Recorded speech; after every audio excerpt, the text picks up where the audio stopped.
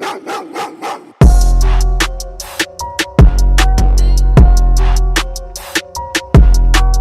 back to Whose Story Is It Anyways? We are here with Mr. Showtime. Finally. What's up? I'm good. Well, I asked you to choose the venue, and this place should have like a sentimental kind of thing to you. Yeah. So why are we at all Trees Lounge right now? This is my joint. This is Windhoek North. This is my house. I've lived here for ever since I moved to Namibia. Yeah. It's my joint. Like here by the post office, that used to be the Sunday spot. Yeah. Where TDS would just hang out on occasion before we started all this rap business. You understand? We just sit there. So it's my joint. This lounge wasn't here always. You understand? It was just. It used to be a house. There was a river here, and then it became a shop, and now it's a shop in the lounge. Yeah. So this is my joint up, baby girl. Nah. Had to bring you home. Gotta make you feel comfortable. You know what I'm saying? Okay. Well, first of all, thank you for coming. Are you ready to have like a chit chat with me? Is it a chit chat? Yep. Are you gonna be honest with me? I will to to the extent which is possible. Okay, good. So first of all, let's talk about your childhood, because I know a lot of people know you, but they do not know like your upbringing. Yeah. Tell me more about how you grew up.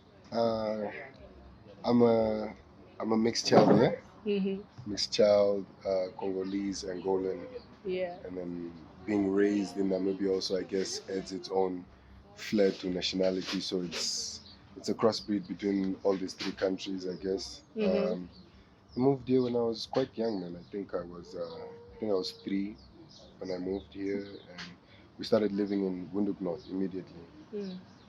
Moved around a lot in Windhoek North, a lot of houses, but yeah, exactly on the top, you had a little guest house here, you understand? So it was always me, my brothers, sisters, and Zali, Topi, and then my dad passed away in 2004. So then it was a whole other move, but we moved to another joint again. It was still here in Windhoek North. Yeah. Zali set up a little guest house, you understand? She was doing her thing. And then I think roundabout somewhere when I was 9 and my brother was 13, my family members had moved out. My sisters had gone back to their countries. One got married and had kids. So we were in a tight situation, because my brother and I were living alone. Imagine 2 young boys just living alone. It was just a little flat that was rented, you understand? Yeah, that's when I was working for NBC. Oh yeah, I remember. I had that first job when I was 13 when I started working for NBC. This whole Frenzy special. I think that's what threw me into the entertainment sector, I guess.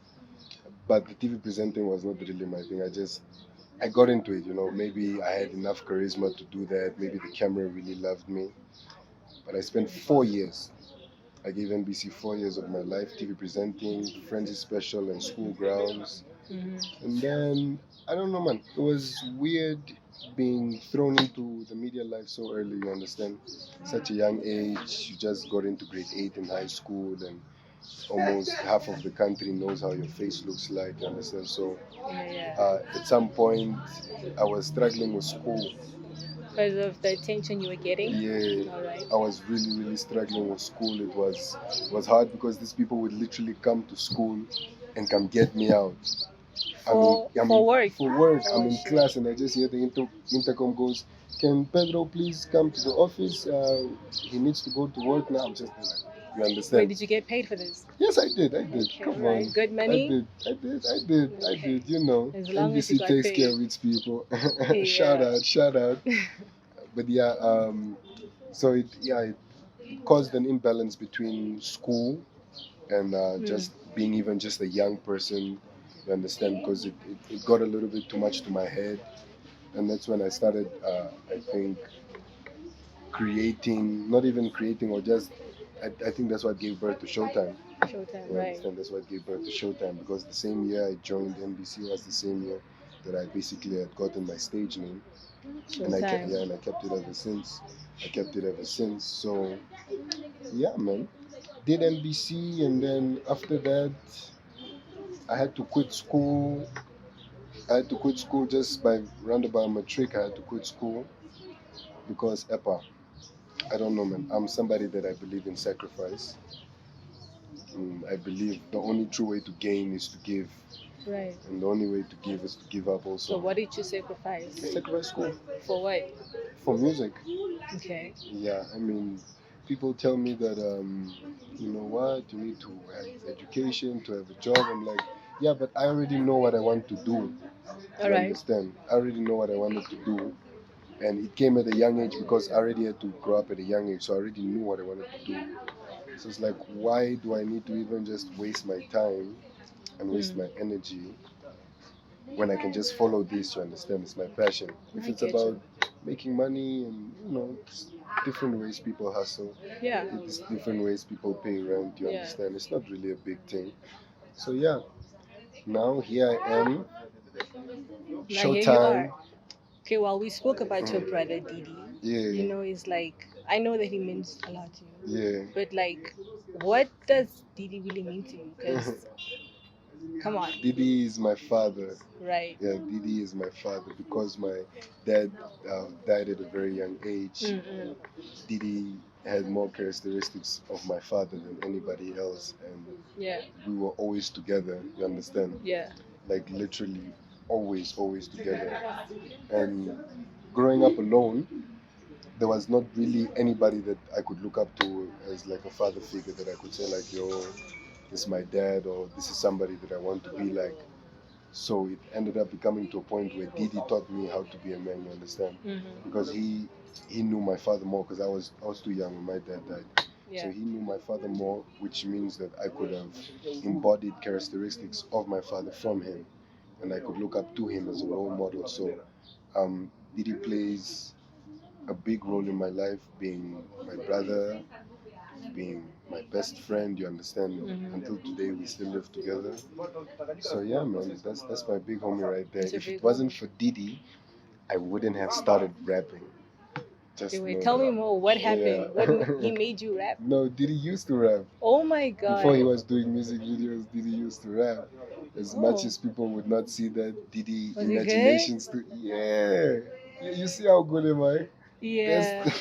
Oh shit! that's I the didn't product. know that Didi used to rap. Yeah, Oh you my understand. god. He used to write rhymes, and he introduced me to trap music, likes of Lex Luger. He introduced me to likes of MZ, Mr. Diamonds. Yeah, yeah. He was always listening to these guys.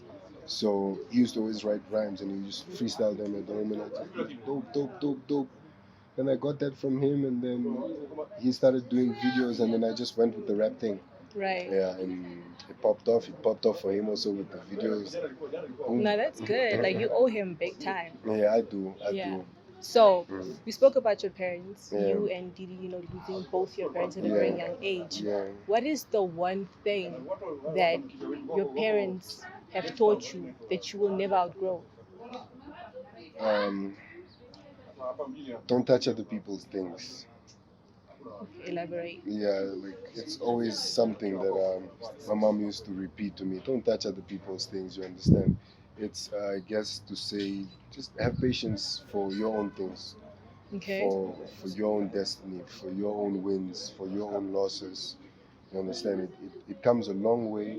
Mm. It comes in when you say don't steal people's things, when you say don't disrupt people's things, don't come mess up people's homes. You Yeah, understand? yeah. It comes don't touch other people's things. You understand? Because your life has already been written out a certain way, and that's how it's supposed to go. So if you come and feel a certain way because somebody has this and you don't, Mm-mm. you're slowing yourself down because your heart is not open to receive new things. You understand? Because Yeah. you're focused on, oh my God, this nigga this nigga that, or this person has this or this person has that. That ain't yours. Mm-hmm. You understand? So that's one lesson that I learned from my parents. They were about what was theirs. You understand? They would Yeah. help people, but everything was about, it's ours. You Right. understand? It doesn't have to be something that's dependent on anybody. We can make it work ourselves. You get me? So that's what gave me that drive, that motive to just keep it Till moving. today, you don't do that at all. No. What can I do? That's What good. can I do? That's Gotta live good. by the rules, gotta have principles. Yeah. Yeah, you That's get good. me? Yeah, I get Yeah. you. So you said that you and Didi, you know, y'all were just left here, just two young boys that didn't know what to do, where to go, what to go about, you know, after losing both your parents. Like, how did you both find your way? How did you guys find your foot right? I guess we just knew that one way or the other you must make it work. Right. You understand? There's nobody else. There's no auntie who or sister who that you can go knock and say, "Hey yo, let me have a little something." You understand? This wasn't our land like that. Yeah. You get me? We were just some citizens born into the country. You get me? So it's like you have to make it work. The human body, the human mind is one that adapts, right? It finds a situation, it works the situation out, and then it adapts, it moves forward from it. You understand? So we just know we have to make it work. If not, then you fall in the ditch, bruh. You understand? Ain't nobody trying to be in no ditch, man. Nah. You know? Yeah. Yeah. That's good. Let's just really take an ad break. We'll be right back.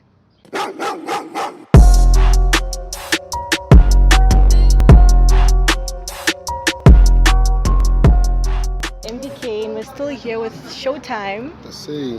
Yep. What's So, how you doing? Still fresh, still You're still Gucci. fresh? We out here. Yeah. Yeah. So you've been in the industry for a very, very long time.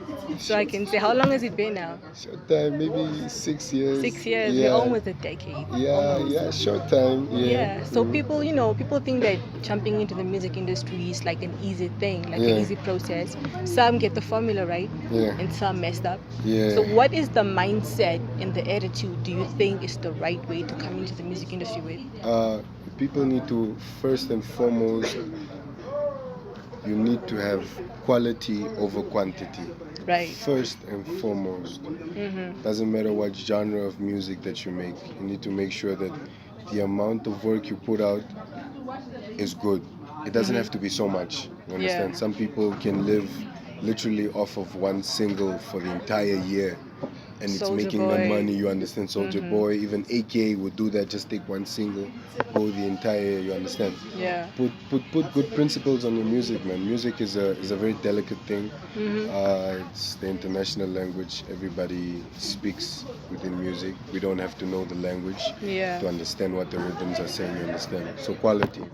And by quality, I don't only mean having the best studios or having the best engineers or producers. I mean having music that really relates to the people. Even if you can just capture a good crowd, 30 people, tomorrow it will be 50, the next day it will be 60, you understand?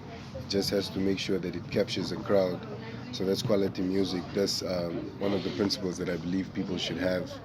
But first and foremost, there is a remedy to being in the industry. It's not easy. It's very challenging. People have to sort of become, how do you say, new characters. You understand? People have to conform to a certain way of living, because music is an influence. You understand? It's an influence, and the more of a hype you have, the more of an influence you have to the youth or whoever it is that listens to your music. You understand? Yeah. So it comes to a point where I think people should just need to find what their message is. You understand? There's not a remedy. We can make so many songs. We can rap about this. We can rap about that. But you need to find out in music, in this art, where do you stand? What is the feeling that you bring to people? You understand? Because some people come in the industry trying to be like the next person or the last person, and you fail. Yeah. You understand? Because now you have no uniqueness, because we already have somebody, or we already had somebody like that. So if you bring me the same, then I can't support you, because there's already somebody that I get that vibe from.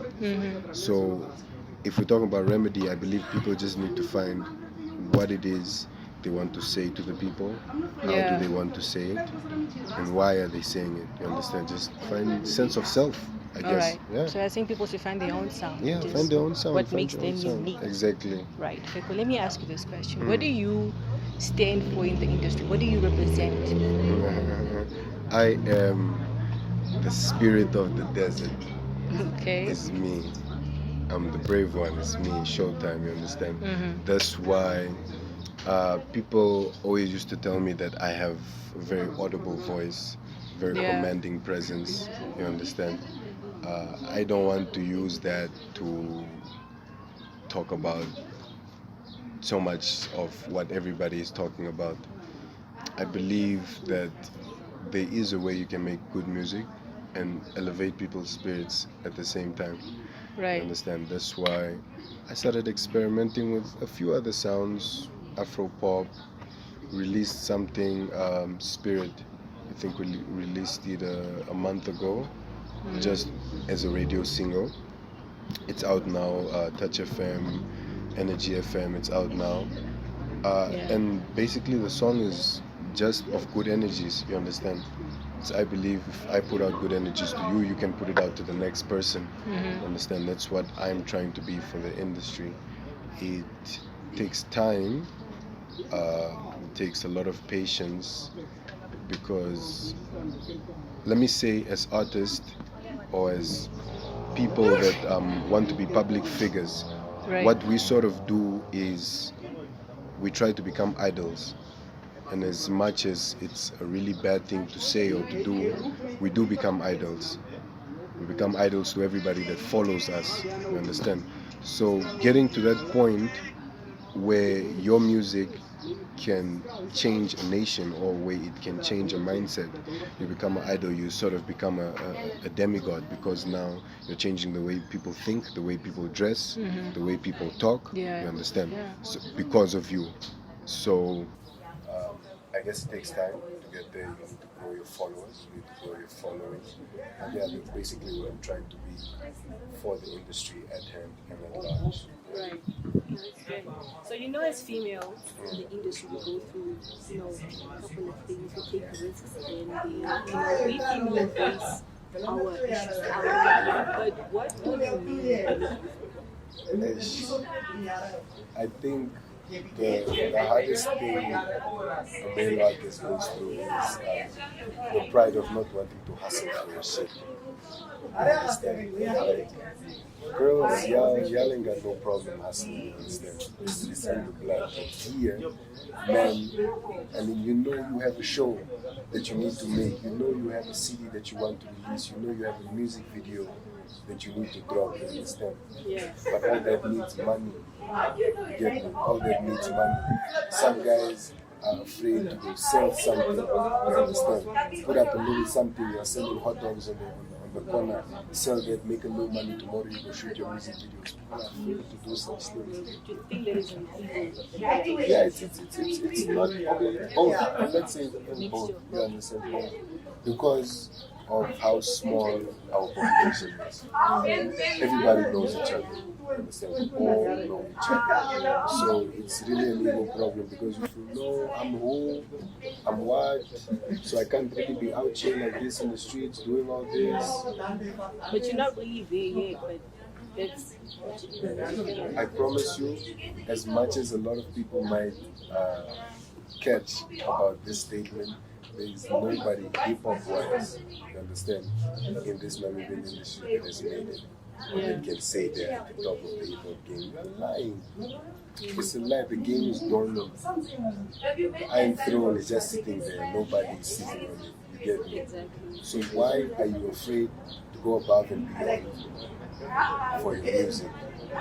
You want to stick to making mediocre sounds, and then you change your sound because you think that consorting to what people want, people don't know what they want. You need to give them you. You understand? If you come and introduce yourself and say, I'm who, they don't know what they want from you. They just need to show you, you understand? So people are consulting to new types of sounds that are not theirs, or that because this is doing mainstream, but I can also do this. You're going to lie to yourself. Because at the end of the day, none of us can fill up a stadium. None of us can sell out 10,000 copies in a day of your album or your mixtape. Can't do that. So what does that mean? Nobody's at the top, you understand? The females, they know how to get it, because females have a way already of coming into society. It's a very energy, you understand? So with men, it's a harder move to convince people that you are the next one they should follow. You need to be cool, you need to always be out there, you need to be at the freshest shows, you need to be hanging with the top class people, you need to be driving the fanciest cars and have, you understand, there's a whole ball game. So, all of that costs money, moving costs money, making music costs money, from the time the song is produced to the time it's recorded, to the time it's been sent for mixing and mastering, the time it was shipped to the next money. All of that is money, so we need to know how to disguise that, but we also need to know how to hustle in order to put money into our music. Otherwise, the game is just going to remain like this, the way it was for the past 10 years. Yeah, but do you feel like we are actually moving somewhere where the light is, or do you feel like it's just still stuck? I can say yes, but I can say no. It's hot and it's cold at the same time. Why I say that is because the sound has changed, yeah? Definitely the sound has changed. We are not saying the same things we used to say before. We are not, our quality is also better. The content of the music videos are on top, you understand? So, yeah, that changed, that definitely changed. But we don't have a market anymore for hip hop music. You understand? We don't have a market. Yeah, that's dying out. That's the saddest thing because we put out so much work, so much mixtapes, so much EPs, so much albums. You even have rappers nowadays putting out albums. You are putting out an album, my friend. Do you know what it takes to make an album that you're just telling me you're gonna release one like this? Relax. Look at your fan base. Can you tell people that tomorrow we're gonna be here and we're gonna sell 10K? You can't. Even the rappers that claim they are the hottest right now, the ones taking all the awards, they can't do this. They can't come to a show and sing one of their songs in their mixtape and have the whole crowd going wild. It's useless, you understand? We did have a market during the time that all our big homies were doing hip hop, the Jerichos, the DJs, the 061 music, you understand? There was a market, but I think they failed to probably internationalize or just take the Namibian music out there into the world. Understand? Do you feel like their aim was to actually like go international, or was it just for them to just fit at home? They were comfortable. Yeah. They were comfortable. Which is a very dangerous thing. The little monies that they were making, you come here to Venue Park, you come here, they give you a little scream, you fill up Zoo Park, they were like, nah, it's enough. We made it now. Population of 2.5 million. Are you sure that you made it? The apple is not only in one place. You gotta bite the whole thing. You understand? You gotta bite the whole thing. And I remember our hip hop industry was also basically popping before SA's industry because they were doing the hip hop Matsula. You understand? Jericho. There's a song with Double HP and Kesman Invest before Kesman Invest blew up. You understand? People used to come here for hip hop. Even on Channel O, when Capello, the guy with the Rastas, was a presenter on Channel O, our songs were always on Channel O. You understand? We did have that platform.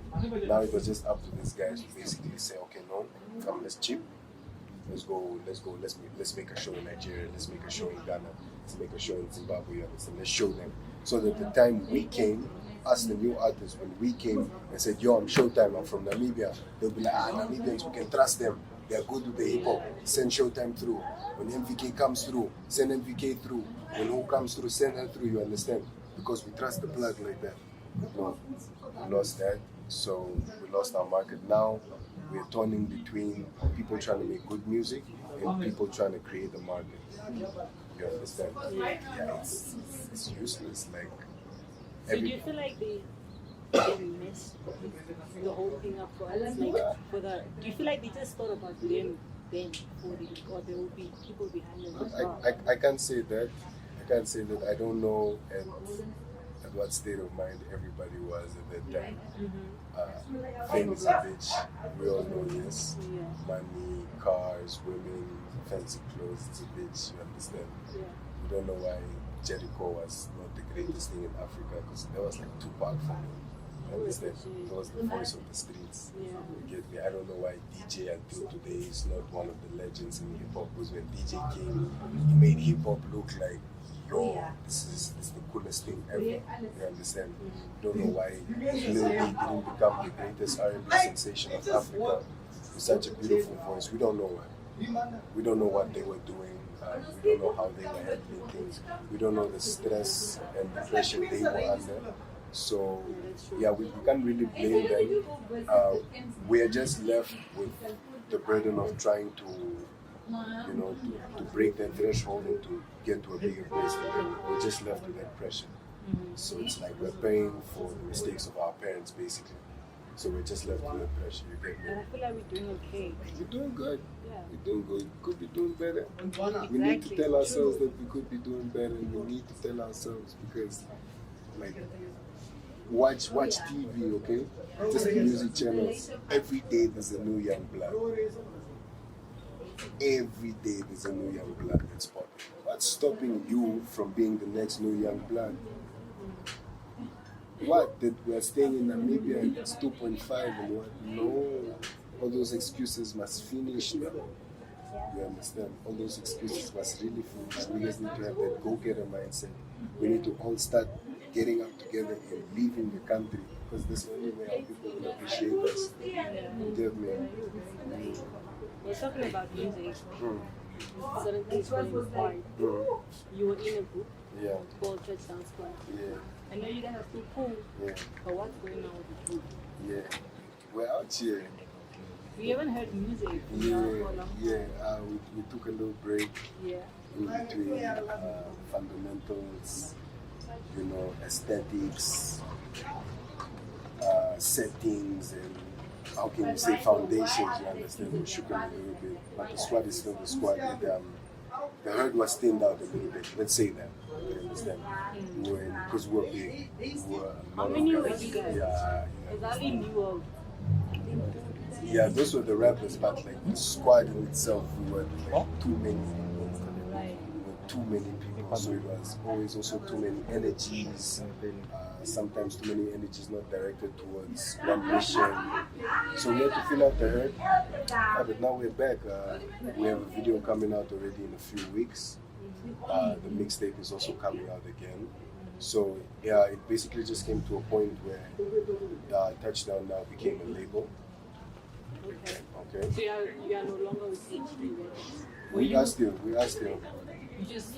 Yeah, we are still. It's a co-sign now, you understand?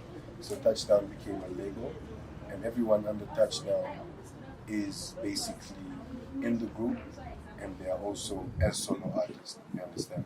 So we are basically all committed to putting the name Touchdown out as a label, as a force, as a unit. And we're doing that by putting our individual fans and our individual vibes and our individual contributions into Touchdown, you understand? Because as a group we're unstoppable, obviously. Yeah. There's nothing that you can ever say about that. There's no other group of hip-hop guys that ever did what the youngins came through and came to. It's a rap. You understand? They can go check the history books, they know what's up. So it comes to a point, like I was saying, one needs to know their own sound, one needs to know what it is they want to be, so that when we come together, we create something bigger, you understand? Yeah. So you're saying that some people were not there for the goals. Yeah. I remember y'all had Black Monday, Louis 30. What happened to that? Black Monday, we fell out, we had a little falling out with Black Monday. But I don't know, man. I don't know what was up with the Black Monday. He's still my homie though, he's still my brother, he's still my blood. But I think Black Monday maybe it was also just an ego problem. And not wanting to go through like you're being sorted, you understand? You are new, so we have to sort you. You get me? No, he didn't want that. Yeah, you understand? He wanted already for it to look like, yeah, I'm out here and what. Yeah, so Louis 30 is our homie, is our big homie as well. Louis 30 started rapping with us because he, at the time we met him, Louis 30 wasn't rapping yet. He just heard about us also. I think that was right after the time we did the numbers when we were nominated for that best hip hop. Okay, welcome back to Stories and Anyways. I'm still here with Mr. Showtime. Yeah, so in the industry there's beef. Yeah. kind of here, Yeah. there. And you know, in whose story is it anyway? We here for clarity, we here for the truth. Yeah. You know, in your song Vest Up, Yeah. you threw a little shot to Yeah. LMPC. Yeah, I threw a shot to LMPC What was once. going on? Are you 95 guys beats, still but I cool? always keep the shit Yeah, 100. we're fine, man. Listen, I was born we in didn't 96, even, but I always keep it how 100. can I say, we didn't even know each other at the time 100. like that. Oh, We had just known each other through Face. You understand? We didn't know each other personally. We went to the same primary school. Me, Riz, Jalil, Trey, LMPC, were all in Fundring. You understand? yeah. So it came to a point where I guess it's hip hop, man. You understand? I'm a cocky guy because I know my shit. You understand? And I put value on my shit. You get me? And I will also press you if you think that you are also the shit. I will have to press you, and I will have to see if you are able to stand this storm. You understand? Yeah. So yeah, man, I threw shots at him. I threw shots at a lot of people. I also threw shots at Script for taking that award and nobody knowing any of his songs. Okay. Do you And do you he still got feel mad. like the award he didn't deserve it? Do you feel like he should give it back? It's not that he didn't deserve it. You Yeah. understand? Everybody deserves to get a prize in whatever they're doing. But I was basing my statements on what merits do they give out awards for? You understand? Because ain't nobody know your shit, nigga. Right. Same way nobody know my shit. You understand? Nobody know your shit. You understand? I see man's performing at shows and he has to remind people, hey yo, if you remember me, I was the one that was performing with a water on stage. I took the number. People are just watching. You understand? How you gonna tell me you are the best hip hop artist? It comes back to my shandy of saying, a lot of people, not a lot of people, ain't nobody on top of hip hop right now. You Right. understand? So if I have to break it down piece by piece, if I have to break down every hip hop cat and just completely break the whole house down and renovate it, then yeah, I'm ready to do that. Okay. Do you feel like you'll ever work with LMPC? Yeah, man. He makes good Because I music. feel- I make good music. Yeah. Yeah, we've linked up a few times during last year, during the music video shoot of Pull Up, of Young Flow's Pull Up. Yeah. So we're together in that timing, good vibes, everything was good. So I don't know, man. Maybe when the world makes another 10, another 360, then we'll do a little something. You get Okay, me? I feel you. I feel Yeah. you. So you have a song called Concussion. Yeah. Okay. Was that a diss track to Stanzo? Yeah, that was also to Stizo. So what happened? Stizo also took a few shots there. I had heard from a friend of mine that niggas were saying some shit, you understand? And in my terminology of hip hop, is we either meet each other in the streets or we diss each other on the tracks, you understand? Right. And the only way for us to create that altercation is to send out word and say, yo, did you say this? Because me and now I'm saying this, you understand? This is what I'm saying now, and I'm saying it about you. Can you pull up on me? You understand? Yeah. Nobody ever had the guts to pull up on me, But you never responded to it. or nobody ever responded to me, you understand? So that's why I say niggas are lacking that heart. You can't say you are a hip hop artist, and when somebody shakes you, you can't stand your ground. You understand? You need to have that heart, you need to have that passion to go for what's yours and to stand for what's yours, because otherwise, people gonna take it. You're gonna come, you're gonna get a hype, somebody gonna take it from you. You understand? All these names that we named have come with hypes, and now the hype is dead. And people have to work extra hard to get back a hype that you already had before. You understand? So it's complicated. The only way to do that is to be a lion, is to fight for it, is to go for it. So I'm in a position where I'm a constantly testing it and I'm a constantly pressing it. Okay. Doesn't matter who you are, doesn't matter who you think you are rolling with. I also roll with Squad Deep, Touchdown, 837. They know what it is. Right. They know. You I get me? feel you. Yeah. I feel you. So let's just get away from the beef story. Let's get to what's happening now. You and EmVee Academy, are you guys working together? UMB Academy, no. We're not working together. We are affiliated. Okay. Yeah, I know Brain the Tool. I know him personally. He's also a great figure in, let's say, in music. That I used to watch Brain the Tool before I even started rapping myself. You understand? Yeah. So I know Brain the Tool like that. And well, I was just part of their radio tour. Just he was giving me a little boost to promote one of my songs, yeah, and then that's how I ended up on the EmVee Academy radio tour. Dope. Yeah, That's really dope. yeah. So I see you hang out with a lot of Slaughterhouse, Yeah. all of that. What's your relationship with Slaughterhouse? Them is cool niggas, man. We're making music together. Yeah. Currently, I always find myself with great artists. Yeah, I always find myself mixing with great artists. Towards the studios, towards the shows, I always mix up with great artists. So it happened that Slaughterhouse, we're recording at the same studios now, Oh yeah. which is at MXM Sounds. So yeah, we're doing a couple of things. We're doing a couple of things with Tangos as well. He's one of the producers of Slaughterhouse. I did a little something with Mega as well. Yeah. So we're gonna have some vibes coming out soon. Little vibe, you know. Yeah. Gotta touch a little bit of everywhere. Oh man, that's good. I'm happy that you actually have a lot of goals coming out, Yeah. and I'm very excited for you. Thank you. As you said, Yeah. my last question for you. You said that you're here to save Namibian hip hop. Yeah. So is it safe to say that this is your toy? This is my toy. This Toy. is my toy. Right. Yeah, I'ma play with it. I'ma make sure that the toy is being played with. Yeah. You understand? It's child's play now. And Right. I'm the Child's only play, I'm the only one in the yes. nursery today. You Okay, get I me? feel you, man. All right. So thank you so much for coming out. You're welcome. Thank you for having me, yeah? Of course, man. And there was a wrap. Shout out to Showtime for coming out for the very first episode of Whose Stories It Anyways. Don't forget to like, comment, and hit that subscribe button. You can find us on Instagram at Whose Stories It Anyways. Shout out to Cloy Studios, and man, see you in the next episode.